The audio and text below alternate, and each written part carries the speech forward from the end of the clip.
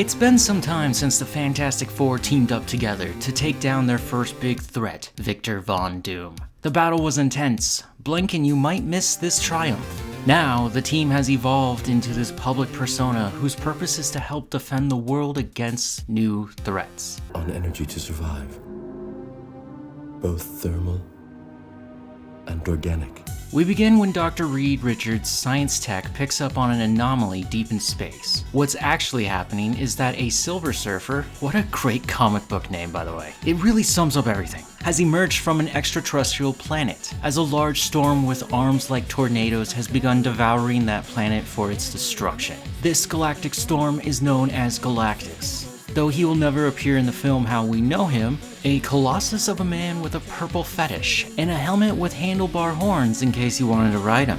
Eventually, the Silver Surfer makes his way to Earth, where the Fantastic Four are preparing to intercept him. At least Johnny Storm is. Headstrong as always, Johnny flames up to catch up to him. When Johnny tries to touch him, he becomes different with a new ability to switch powers with others on his team and technically any other mutants, really. However, Johnny was unable to subdue the Galactic Californian. The Silver Surfer drops a nearly unconscious Johnny back down to Earth. This now presents our heroes with a new problem, which requires the assistance of Dr. Doom, who is still encased in metal after his last fight with the Fantastic Four. Together, the Fantastic Four, Dr. Doom, and the US military seek ways to capture the Silver Surfer, hoping that his board might hold the answers to stopping Galactus from killing them all. This movie is something else. To put this into context, before I rewatched this movie for a review, my most recent superhero flick I saw was James Gunn's Superman. I know there's nearly almost 20 years of making superhero movies different between the two projects, but damn, Hollywood gave very little fucks when it came to making a serious film here. When I was summarizing the plot, I purposely left out a huge chunk, specifically the beginning about Sue and Reed's marriage, and the media circus that surrounds the event. Sue loses her clothes in public because she's the Invisible Woman, so that was a hoot and a holler of a comedic attempt. Ben, commonly known as The Thing, is in a serious relationship with his girlfriend Angela, while trying to balance his love and work life. I think one of the coolest things about this character is that he's almost always practical. There's a guy inside the suit, and that helps bring some personality to the character. He also has a way with words that I'm not quite too sure of. He has his catchphrase like, "It's clobbering time," but he also has weaker quips, like when he finds a bear in the forest and scares it away calling it boo-boo. Yeah, that's right. Keep running, boo-boo. What I'm getting at is his dialogue feels too old, too timey, even back in 2007. Johnny is still a little shit. Being the kid brother to Sue Storm, Johnny often does whatever he wants before the team, because he's overly confident in himself. It's nice seeing Chris Evans being more playful than his later take on other heroes throughout his career. Though the funniest part was that since his run-in with the Silver Surfer, Ben touches Johnny to get his flame abilities, leaving Johnny as a living rock. Oh my God!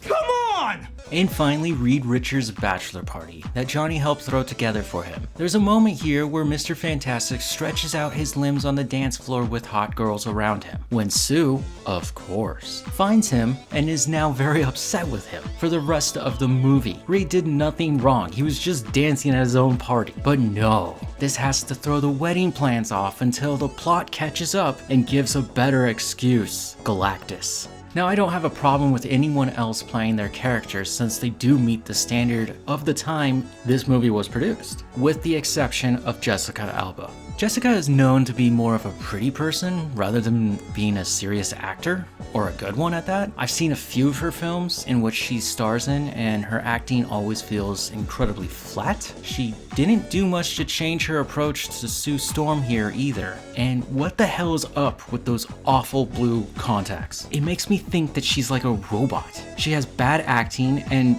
wrong colored eyes, like she's trying to fit in. It's the uncanny valley. Sue! What's going on? You're on fire! You're on fire! Once the plot takes itself way more seriously, you'll discover the actual superhero flick we wanted to see. Most interesting is the team up of Doom again, despite who was the bad guy last time. Doom, in the first film, along with the rest of Fantastic Four, began to mutate after being exposed by a solar blast from space. Insert comic book fiction here.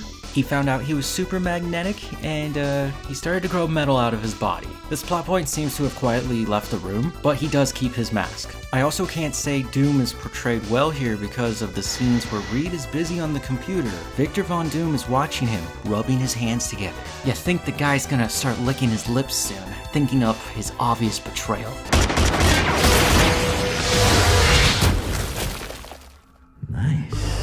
Silver Surfer and Galactus, two best friends traveling the universe together, destroying life on any planet they come across. Okay, just kidding about the best friends part. Galactus is evil and the Surfer has to do his bidding by traveling to planets with life on them, and Galactus follows to consume them. It's the board that leads the way, really. On the other side, Surfer's home planet doesn't have to be destroyed. The Silver Surfer looks okay, just as you would imagine him being back 2007. He's silver and he has a CGI gleam. On the other hand, when Doom steals the board, the Surfer becomes more tangible in the sense that he's humanoid. He's wearing a suit that shows that he's lost his silver gleam and he is more on an onyx side. All that you know is at an end. What do you mean by that?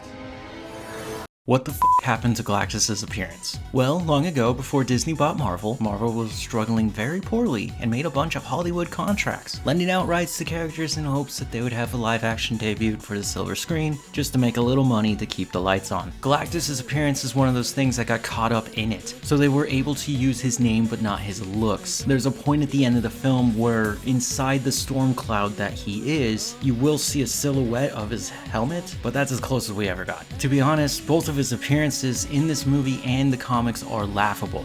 The concept of a world destroyer is always going to be fascinating, but to personify it or turn it into a space storm is a ridiculous approach. So how does this story treat a world destroyer? Simple. Johnny helps push the Silver Surfer past some debris and the Silver Surfer just goes straight into Galactus, bing bong, and the world threat is destroyed. Just like the first film, the fight is over before you know it.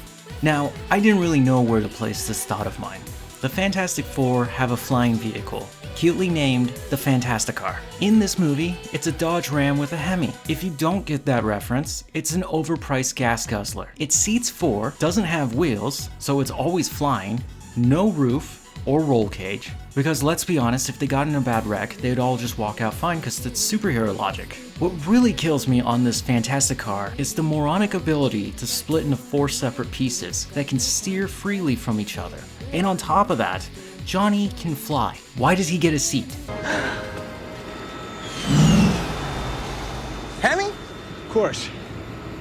The Fantastic Four: Rise of the Silver Surfer is a 2 out of 5 from me. This movie is what I would consider a great reference point of how bad comic book movies were in comparison to today's, yet not too far off from recent MCU's work. After all, the producer of this movie might have a familiar name, Kevin Feige. Kevin never gave up on his hopes of adapting Marvel's first family onto screen, and now he has all the pieces to finally remake them for the MCU. I'd say it's way too late in the game to even bother bringing these guys in, but the show must go on. So tell me in the comments, do you like this film? Or have you never seen it? Are you excited for the newest one, First Steps? After this movie, Fox tried to reboot them, and that was a frightening thing to experience. Also, if you're wondering why I reviewed this one first, instead of the actual first installment, it's because I thought the plot would be very similar to First Steps, and I was saving the other 2 Fantastic Fours for Avengers Doomsday, in which we're going to be focusing on Doom. Okay, I hope you enjoyed. Bye.